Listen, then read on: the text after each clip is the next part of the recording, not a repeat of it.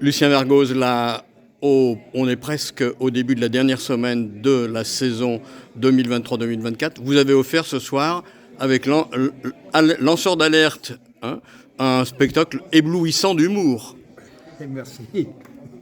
Non? Qu'est-ce que vous pouvez en dire? Oui, c'est un spectacle burlesque que j'ai écrit au mois de janvier de cette année, donc c'est tout frais comme pièce. Et parce qu'on avait des difficultés de tous ordres et j'avais besoin moi-même de m'amuser en écrivant et m'amuser avec mes camarades comédiens en le jouant, en le répétant d'abord et en le jouant ensuite. Et le burlesque, c'est quelque chose que j'aime assez. J'ai des souvenirs des Trois Mousquetaires montés par Roger Planchon. Vous voyez, ça remonte bien loin. J'avais même pas 20 ans quand j'ai vu ça. Et c'est des pièces qui m'ont marqué. Et donc, l'humour un peu raide de Planchon, j'essaie de le retrouver un petit peu. Comment s'annonce la saison prochaine? Eh bien, alors, on avait quelques projets qui sont un peu modifiés, mais la première pièce elle va s'appeler L'homme aux jambes à roulettes. Ça part de l'idée de Porgy and Bess de Gershwin, des deux frères Gershwin. Mais bon, juste le personnage qui est dans sa planche à roulettes, là, qui est paralysé, et c'est un opéra. Au départ, un opéra qui était joué uniquement par des comédiens noirs. Et là, on l'a transposé dans un Moyen-Âge d'anticipation un petit peu.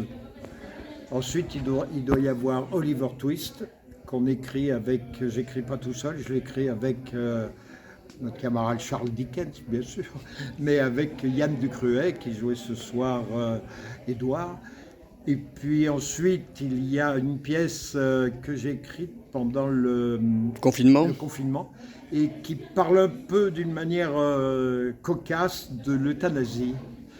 C'est un sujet qui n'est pas rigolo, mais il est traité d'une certaine manière, un peu d'une manière extravagante.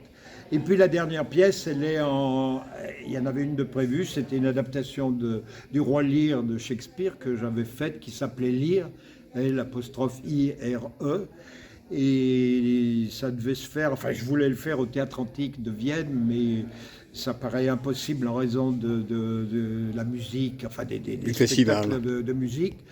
Et donc j'ai plusieurs pièces pour remplacer celles-là qui sont en discussion. Je n'ai pas encore choisi. C'est formidable de vous voir fourmillant d'autant d'idées, alors même que, comme le monde de la culture, votre compagnie souffre de difficultés financières. Oui, mais vous savez, on est quand même aidé par la ville de Vienne. C'est miraculeux. Le lieu, le théâtre, c'est un lieu qui appartient à la ville de Vienne, qui est équipé par la ville de Vienne. Et en plus de ça, la ville de Vienne nous accorde une subvention conséquente. C'est pas énorme, mais par rapport à ce qu'est une ville de 30 000 habitants, qui est pas mal du tout. Je peux dire le montant, hein, c'est pas un secret, c'est dans les relevés du conseil municipal, ça doit être autour de 45 000 euros. Pour un budget global de la compagnie, puisque vous abordez la question des finances? Dans les 100 000 le budget à peu près. Le reste, c'est les recettes. Après autant donné de comédiens, de directeurs de théâtre, de metteurs en scène, vous restez optimiste? Oui. Dans notre théâtre, on ne paye que les comédiens qui sont intermittents, et encore certains ne se font pas payer parce qu'ils ont des revenus à côté, enfin la vie se poursuit.